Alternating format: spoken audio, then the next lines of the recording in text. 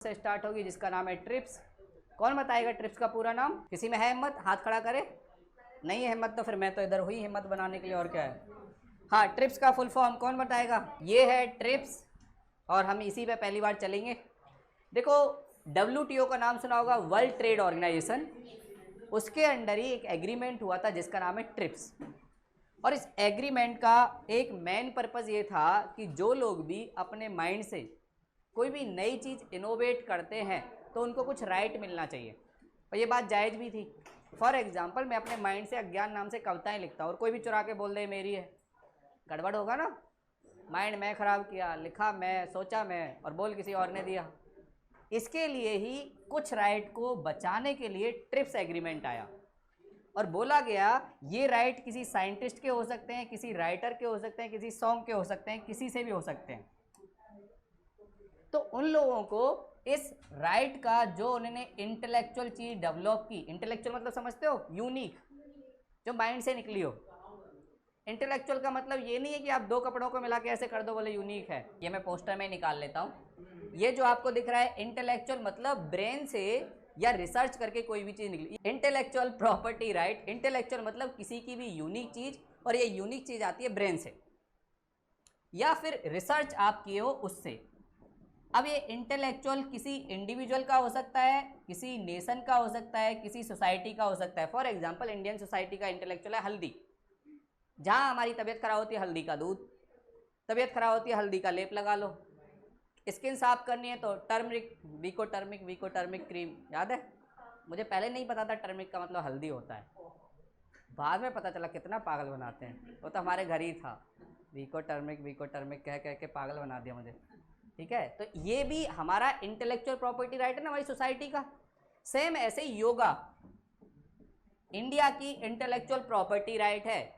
Indian जो भी हमारे पूर्वज थे उनका, साथ में ऋग्वेद, गीता। बट ये अलग बात है कि हम लोगों ने इनको पेटेंट नहीं कराया। इंडिया ने ना योगा को पेटेंट कराया है, ना ऋग्वेद को, ना किसी, हम बोलते वो यूनिवर्सल है, सबके लिए, हमें कोई दिक्कत नहीं। लेकिन डेवलप कंट्री इस मामले में बहुत चालाक है। वो बिना पैसे के कोई भी टेक्नोलॉजी देते ही नहीं। आपको मिसाइल बनानी है, पैसा दो। आपको न्यूक्लियर बनाना है, पैसा दो। इसीलिए डेवलप कंट्रियों ने ही एक तरीके से ट्रिप्स एग्रीमेंट को शुरू किया, लेकिन इससे डेवलपिंग कंट्रियों को नुकसान होता है। उसका रीजन है, फॉर एग्जाम्पल, आप लोगों को सबको पता होगा कोविड के टाइम वैक्सीन बनी थी। अब देखो, इंटेलेक्चुअल प्रॉपर्टी राइट बोलता है कि कोविड के टाइम वैक्सीन बनाने में बहुत पैसा खर्च हुआ, ये बात राइट है। बहुत सारे रिसर्चरों ने, साइंटिस्टों ने अपना बहुत सारा जीवन, या करो 24 आवर्स, 1 मंथ, 2 मंथ या 6 मंथ काम किया, तब जाके वैक्सीन बनी। यहाँ पे दो राइटों के बीच क्लैश है। एक तरफ उस साइंटिस्ट के इंटेलेक्चुअल राइट का, दूसरी तरफ ह्यूमन के राइट का। ये कोविड की वैक्सीन उस समय संजीवनी बूटी थी, लेकिन अब क्या, जो डेवलप कंट्री है जो इस इंटेलेक्चुअल प्रॉपर्टी राइट को खरीद सकती है, उनके वहां तो वैक्सीन मिल गई, लेकिन लीस्ट डेवलप और डेवलपिंग कंट्री का क्या होगा? क्या उनको ह्यूमन डिग्निटी का राइट नहीं है? तो यहीं से ये इशू, ज्यादातर इंटेलेक्चुअल प्रॉपर्टी राइट से जो इशू है वो डेवलपिंग और लीस्ट डेवलप कंट्रियों को है। जैसे India, Bangladesh, Sri Lanka, China, Pakistan, Africa का पूरा ग्रुप। उसका रीजन है उनके वहां एक तो कोई नई टेक्नोलॉजी डेवलप नहीं होती, और डेवलप होती है तो ब्रिटिश वो वाले या तो कोई कॉपी कर लेता है या उनके साइंटिस्ट खुद ही बेच देते हैं, क्योंकि एशियन कंट्रियों में उसकी ज़्यादा वैल्यू नहीं है। इस वजह से कहीं ना कहीं डेवलप कंट्री अपनी हेजोमनी क्रिएट कर रही थी कोविड पर भी, या कोविड वैक्सीन पर भी, और वो चाह रहे थे हमें लाखों करोड़ों डॉलर मिले तब जाके हम आपको कोविड वैक्सीन दें। और आप लोगों ने देखा भी होगा, एक मूवी आई थी, वेब सीरीज, वैक्सीन वॉर। हाँ, मूवी थी शायद, छोड़ो जिसकी भी थी, उसमें टॉपिक अच्छा दिखाया था। इंडिया ने आज तक अपनी वैक्सीन नहीं बनाई थी, और डेवलप कंट्री चाहते भी नहीं थे इंडिया वैक्सीन बनाए, क्योंकि अगर इंडिया बनाएगा तो सस्ती बेचेगा, और सस्ती बेचेगा तो लीस्ट डेवलप कंट्री और डेवलपिंग कंट्री को वैक्सीन मिल जाएगी। इसलिए डेवलप कंट्री नहीं चाहते थे। इसलिए उन्होंने हमारे रिपोर्टर्स को, हमारी मीडिया को, हमारे लोगों को धमकाने की, मतलब साम दाम दंड भेद जो भी है, बस वैक्सीन लॉन्च ना हो, या कहो WHO से इंडिया की वैक्सीन को राइट ही ना मिले कि ये अच्छी है, फेक न्यूज़ फैलाई गई। लेकिन ये वैक्सीन बनी तो इंडिया को तो फायदा हुआ ही, हम लोग 140 करोड़ हैं, मोदी जी बोलते हैं ना, साथ में ही उन कंट्रियों को भी फायदा हुआ जो अफोर्ड नहीं कर सकती ये चीज़ें। तो यहाँ पर एक क्लैश आता है, सेम चीज़ इंडिया और बांग्लादेश ये उठाते कि भैया क्लाइमेट चेंज हो रहा है, दूसरी तरफ आप बोल रहे हो पैसे दो, कहाँ से दें हम पैसे, टेक्नोलॉजी फ्री में दे दो। कैंसर की दवा अगर आपके पास अच्छी है तो थोड़ा सा पैसा लेके दे दो, हम जेनेटिक मेडिसिन बना लेंगे। लेकिन डेवलप कंट्री ये देना नहीं चाहती और वो इंटेलेक्चुअल प्रॉपर्टी राइट का इशू ट्रिप्स में उठा देती है, WTO में केस चलता है, उसके इंडिया को और बहुत सारी डेवलपिंग कंट्रियों को लाखों डॉलर देने होते हैं। इशू बस इतना ही है। अब बात यही थी, इंडिया ने और बांग्लादेश ने फिर से इशू उठाया था यही वाला कि भैया इंटेलेक्चुअल प्रॉपर्टी राइट का ये बात ठीक है, रेस्पेक्ट होना चाहिए, लेकिन इतना भी रेस्पेक्ट ना हो कि वो ह्यूमन लाइफ से ऊपर पहुंच जाए। हम सबकी रेस्पेक्ट करते हैं जिन लोगों ने भी उस वैक्सीन को या उस रिसर्च को किया है, लेकिन साथ साथ हम उनसे बोल सकते हैं कि आपकी सोसाइटी के प्रति भी जिम्मेदारी है। दो गोल है ना जीवन के, एक तो पैसा अर्न करना, दूसरा सोशल रेस्पॉन्सिबिलिटी। अगर वो साइंटिस्ट इतना भूखा मर रहा है कि उस पर खाने को नहीं, तो खाने को तो हम दे देंगे। अब वो चाहे कि BMW और गोल्ड की चेन दे दो तो कहाँ से देंगे, प्रॉब्लम होगी ना। तो ये सारी चीज़ें इंडिया और बांग्लादेश ने रखी और इसीलिए ये मुद्दा न्यूज़ में था। समझ आया। तो developing versus develop country, India के पास इंटेलेक्चुअल प्रॉपर्टी राइट इतने ज़्यादा स्ट्रिक्ट नहीं है, इसलिए यूएसए इंडिया को बहुत सारी चीज़ों में टोकता है। स्ट्रिक्ट इसीलिए नहीं है क्योंकि हम लोगों को डर लगता है कोई हमारे यहाँ आके मिसयूज ना कर जाए। फॉर एग्जाम्पल, एक न्यूज़ में था सुप्रीम कोर्ट में केस ये था, लेज का नाम आपने सुना है। लेज एक पटेटो डेवलप किया था, आलू, और उस आलू में यूनिक चीज ये थी कि वो हाइब्रिड क्वालिटी का था और बहुत अच्छी क्वालिटी का था। अब हमारे फार्मर ने वो लेज का पटेटो अपने यहां उगा लिया, आलू उगा लिया, तो लेज वाले ने इंटेलेक्चुअल प्रॉपर्टी राइट या बोला ये हमारा है और फार्मर पे केस कर दिया। लेकिन हमारी सरकार बड़ी चालाक है, हमारा जो इंटेलेक्चुअल प्रॉपर्टी राइट है उसमें एक्सेप्शन है, और एक्सेप्शन ये है कि फार्मर पर कोई भी केस ही नहीं बनता। तो सुप्रीम कोर्ट ने बोला क्योंकि ये फूड का मामला है और फार्मर को ये पता ही नहीं था कि वो आलू तुम्हारा था, तो उसने उगा दिया, उसने तुम्हारा चिप्स बना के थोड़ी ना बेचा।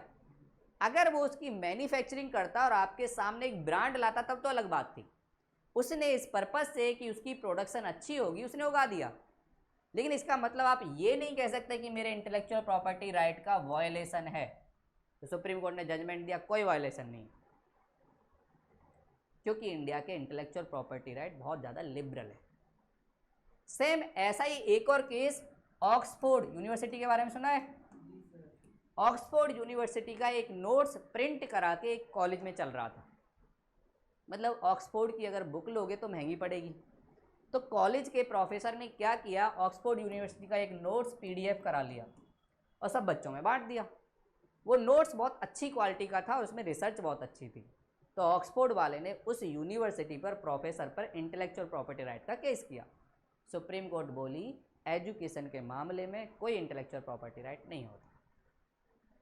अगर वो उस बुक को बेचते तो बनता था, क्योंकि पैसे अर्न करने के लिए बोल रहे हैं, लेकिन उस बुक को बेचा नहीं गया बल्कि लोगों की नॉलेज को इंप्रूव किया गया। ये कोई भी इंटेलेक्चुअल प्रॉपर्टी राइट का हिस्सा नहीं है। इस बात से डेवलप कंट्री बहुत नाराज रहते हैं इंडिया से। जब भी हमारी और USA की मीटिंग होगी या हमारी UK की मीटिंग होगी तो उसमें एक क्वेश्चन उठता है। इसीलिए हमारा यूरोपियन यूनियन साथ में USA से फ्री ट्रेड एग्रीमेंट हो ही नहीं पा रहा है, क्योंकि ये इस बात को उठाते हैं। हम लोग बोलते हैं अरे हमारे लोग भोले भाले हैं, समझ ही नहीं पाते कौन सी चीज़ कहाँ है। तो डेवलप कंट्री वाले इतने भोले भाले हैं तो हमारी रिसर्च का यूज़ क्यों करते हैं, उनकी भी बात जायज़ है। तो बीच का रास्ता इंडिया ने ये निकाला है, देखो भाई हम एक पूल बना लेते हैं, हमारी भी एक स्ट्रेटेजी है, और हम लोग आप लोगों से कुछ चीज़ों के इंटेलेक्चुअल प्रॉपर्टी राइट खरीद लेंगे एडवांस में।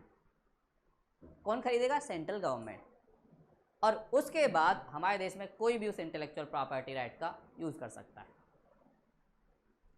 एक इंडिविजुअल या एक इंस्टीट्यूशन के लिए खरीदना आसान काम नहीं है, लेकिन सरकार तो खरीद सकती है ना, और उसे सारे इंडियन लोगों के लिए अवेलेबल करा दे, अवेलेबल करा सकती है ना, उससे हम लोग रिसर्च कर सकते हैं। सोचो अगर इंटरनेट पर डेवलप कंट्रियां बोलती इंटेलेक्चुअल प्रॉपर्टी राइट है, तो क्या डिजिटल रिवॉल्यूशन पूरी दुनिया में फैल पाता? नहीं फैल। इसी चीज को ध्यान में रख के इंटेलेक्चुअल प्रॉपर्टी राइट पर कुछ टाइम पीरियड भी लगाया हुआ है। उधर कोई प्रोफेसर या एमपीएम नहीं आ रहा, इसलिए एक टाइम पीरियड रखा गया है। कुछ इंटेलेक्चुअल प्रॉपर्टी राइट 12 ईयर तक होते हैं, कुछ 20 ईयर्स तक, उसके बाद उनका टाइम खत्म हो जाता है। समझे? Depend on condition. और कुछ को एक्सेप्शन भी दी जाती है, जैसे कोविड वैक्सीन की इंडिया ने जम सम के खूब जोर लगा के बैंड बाजे के साथ इंडिया ने बोला कोविड की वैक्सीन फ्री होनी चाहिए ह्यूमैनिटी के लिए। इंडिया ने अपनी वैक्सीन फ्री कर दी। इंडिया ने बोला कोई भी कंट्री हमसे ले सकता है, बस मैन्युफैक्चरिंग कॉस्ट देनी पड़ेगी। अब फ्री का मतलब ये नहीं मैन्युफैक्चरिंग करके भी हम देंगे, ये तो गड़बड़ हो जाएगा ना। ठीक है, आप फ्री में किसी को कोई सामान दे रहे हो, लेकिन उसकी कॉस्ट तो लो जितना वो बनाए। इतनी जेबें भी इंडिया के पास भरी हुई नहीं है। तो हमने जो जो अफोर्ड कर सकते थे उनसे बोला देखो भाई मैन्युफैक्चरिंग कॉस्ट दे दो, बाकी हम पैसा बिल्कुल नहीं ले रहे। और जो अफोर्ड नहीं कर सकते तो उन्होंने को हमने फ्री में दे दी। सेम ऐसे ही हमारी कोविड वैक्सीन की जो पॉलिसी थी इंडिया में लॉन्च हुई, तो आप लोगों ने देखा होगा गरीब लोगों के लिए कोई चार्जेस नहीं थे, मिडिल क्लास के लिए थोड़े चार्जेस थे, लगभग 900 के आसपास, अपर क्लास के लिए और ज़्यादा थे। ये देखा था आप लोगों ने। तो अपर क्लास के ऊपर जो ज़्यादा है उससे इनकम हो जाएगी साइंटिस्ट की। लोअर क्लास क्योंकि अफोर्ड नहीं कर सकती, लेकिन उनको कोविड होता रहा तो वो अपर क्लास तक पहुंच ही जाएगा फिर दोबारा से। तो सबको वैक्सीन से वो करना था, इसलिए इंडिया ने ये 3 फेज में अपनी पॉलिसी चलाई। और इससे फ़ायदा भी हुआ, साइंटिस्ट जिन्होंने रिसर्च किया उनको थोड़ा पैसा मिल गया और वो मोटिवेट हुए कि अगली बार भी वैक्सीन बना सकते हैं। क्योंकि अगर सोचो अगर किसी को ये बेनिफिट ना मिले इंटेलेक्चुअल का, तो क्यों वो दिमाग लगाए, क्यों कोई नई वैक्सीन खोजे, क्यों कोई नए नए 4.0 इंडस्ट्री इसकी बात करे, 5th जनरेशन इंटरनेट की बात कोई क्यों करेगा, ब्लैक होल को क्यों कोई खोजेगा? सिंपल लॉजिक है ना।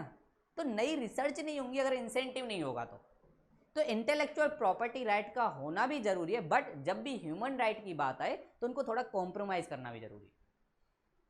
इंडिया ये बात बोलता है, लेकिन डेवलप कंट्री बोलती है नहीं नहीं नहीं, किसी भी कीमत पे ये इंटेलेक्चुअल प्रॉपर्टी राइट कॉम्प्रोमाइज नहीं होंगे। वैसे सारी डेवलप कंट्री ह्यूमन राइट की बात करती हैं जब जम्मू कश्मीर में कुछ होता है, लेकिन इस मामले में नहीं करती। समझ आया? वैसे बोलती है हाँ देश में सब कुछ होना चाहिए, पूरी दुनिया की हम सुपर पावर हैं, लेकिन यूएसए जब पैसे की बात आती है तो बीच में कोई कॉम्प्रोमाइज़ नहीं करता। यूएसए कैपिटलिस्ट कंट्री है, वहाँ का सिंपल लॉजिक, बिजनेस मतलब प्रॉफिट, प्रॉफिट नहीं तो बिजनेस नहीं। वहाँ की पूरी सोसाइटी की सोच ये है। इंडिया बोलता है कुछ चीज़ें सोसाइटी के लिए की जाती है, बिजनेस के लिए नहीं, ये हमारा सोच है। ठीक है, तो ये दोनों चीज़ों में डिफरेंस है। तो आप लोग ये देख लेना IPR, इसके बहुत सारे पॉइंट आपको मिल जाएंगे। ये दोहा डिक्लेरेशन, दोहा कहाँ पे है? हाँ, कतर की कैपिटल जहाँ पे फुटबॉल हुआ था वही वाला। तो याद रखना ये दोहा इसी से जुड़ा हुआ है। तो आपसे पूछाएगा कि दोहा डिक्लेरेशन किससे जुड़ा हुआ है, तो ट्रिप्स एग्रीमेंट से। ये WTO बॉडी है, वर्ल्ड ट्रेड ऑर्गेनाइजेशन, इसके अंडर ये ट्रिप्स एग्रीमेंट आता है। और देखो इंडिया, बांग्लादेश, हमारे साथ कोलंबिया और इजिप्ट ने जिया, और इन लोगों ने बोला भैया ट्रिप्स एग्रीमेंट में कुछ चीज़ों को लिबरल किया जाए या रिव्यू किया जाए। बहुत स्ट्रिक्ट है ये रूल, और हम लोगों से ज़्यादा कुछ पीछा नहीं गया। जब ये रूल बने थे 90s में बने थे, और हम लोग उस टाइम इतने पावरफुल नहीं थे कि अपनी बात रख सकें। तो अब के हिसाब से इन रूलों को डेमोक्रेटिक बनाने की ज़रूरत है। इंडिया और डेवलपिंग कंट्री ये बात कहती है। समझ आए? इस मामले में चाइना भी हमारे साथ है। हाँ, कुछ मामले में दुश्मन दुश्मन साथ हो जाते हैं। ठीक है, इसलिए बोला जाता है इस दुनिया में ना कोई आपका परमानेंट दुश्मन है ना दोस्त। कब दोस्त दुश्मन हो जाएगा और कब दुश्मन दोस्त हो जाएगा पता नहीं, ये रूल है। ठीक है, एक्सपेरिमेंट आपने किया होगा अपने जीवन में, ये चीज़ याद रखना। और अभी रिसेंटली कहाँ हुई है? Abu Dhabi. आबू धाबी कहाँ है? UAE, वहीं जहाँ पे बुर्ज खलीफा है, वही वाला UAE। समझ आया सबको? और ये देख लेना trips agreement with CBD, conference building development, मतलब कॉन्फिडेंस बिल्ड किया जाता है, दो सब कंसेंसस एग्रीमेंट बनाना। मैं बोला था 90s के आसपास ये सारी चीज़ें चल रही थी और उस टाइम वर्ल्ड में ग्लोबलाइजेशन का टाइम था। और आप लोगों को याद होगा इंडिया में एलपीजी रिफॉर्म कब आए? Same process. तो ग्लोबलाइजेशन की दुनिया इस टाइम बूम पे थी, इसलिए ये इंटेलेक्चुअल प्रॉपर्टी राइट है। डब्ल्यूटीओ के अंडर एक एग्रीमेंट है ट्रिप्स। डब्ल्यूटीओ एक ऑर्गेनाइजेशन है जिसका नाम है वर्ल्ड ट्रेड ऑर्गेनाइजेशन। इसका काम है इंटरनेशनल लेवल पर इंपोर्ट और एक्सपोर्ट देशों के बीच कैसे अच्छे से हो, इन केस कोई डिस्प्यूट हो तो उसको रिजोल्व कैसे किया जाए। और इसी डब्ल्यूटीओ के अंडर एक एग्रीमेंट है ट्रिप्स। लेकिन ये ट्रिप्स एग्रीमेंट आपको याद रखना, कई बार एक छोटा सा क्वेश्चन बहुत इजी पूछा जाता है, TRIPS agreement comes under which organisation? TRIPS समझौता किस संस्था के अंतर्गत आता है? World Bank, WTO, IMF, RBI. ऐसे भी दे देगा कंफ्यूज करने के लिए, दो इंडिया के दो बाहर के, ऐसा भी होता है। आप लोगों को लगता है अपना ही क्वेश्चन है तो आरबीआई हो सकता है, लीक कर दिया। ऐसा होता है कई बार, जो पढ़ता नहीं है उसको लगता है अरे इंडिया का एग्री ऐसे कैसे बाहर का हो सकता है। ऐसे ही जब जो स्टेट का देते हैं उनको भी लगता है अच्छा यूपी में ही होगा ना। तो तुम्हें क्या लगता है एग्ज़ाम बनाने वाला पागल है? तुमसे पहले एग्ज़ाम दिया और पहले सोच के बैठा है। तो ये चीज़ याद रखना, इतना जोश में नहीं आना चाहिए। नहीं पता तो अटेम्प्ट मत करो, नेगेटिव मत ले जाओ, इससे बढ़िया उसको छोड़ दो। अगर 50-50 हो रहा है तो करो। इतना तो पता हो ना इंडिया का है बाहर का है, ये तो सिंपल लॉजिक है ना। आपको ये तक नहीं पता फिर भी हो सकता नहीं हम करेंगे, करो फिर, करो गड्ढे में गिरो फिर तो उस क्वेश्चन को नहीं करना चाहिए जिसका एक भी ऑप्शन आपसे एलिमिनेट ना हो रहा हो या दूर दूर तक उसका आपसे नाता ना हो। उस क्वेश्चन को नहीं छोड़ना चाहिए जिसके बारे में थोड़ा सा क्लू हो। और दूसरी बात, जो जनरल स्टेटमेंट होती है वो वाले क्वेश्चन कभी नहीं छोड़ने चाहिए क्योंकि उसमें कुछ फैक्ट नहीं है। वो वाले क्वेश्चन जरूर अटेम्प्ट करना चाहिए क्योंकि वो बहुत इंपॉर्टेंट हैं और उनका आंसर बहुत इजीली आप लॉजिकल वे में निकाल सकते हो। तो कॉन्सेप्ट बेस्ड क्वेश्चन कभी नहीं छोड़ना चाहिए, फैक्ट बेस्ड क्वेश्चन वही छोड़ना चाहिए जिसमें ऑप्शन एलिमिनेट ना हो, और जिसमें एक भी हो जाए तो अटेम्प्ट कर लो, कोई रिस्क नहीं है, और नहीं तो छोड़ दो। Simple logic.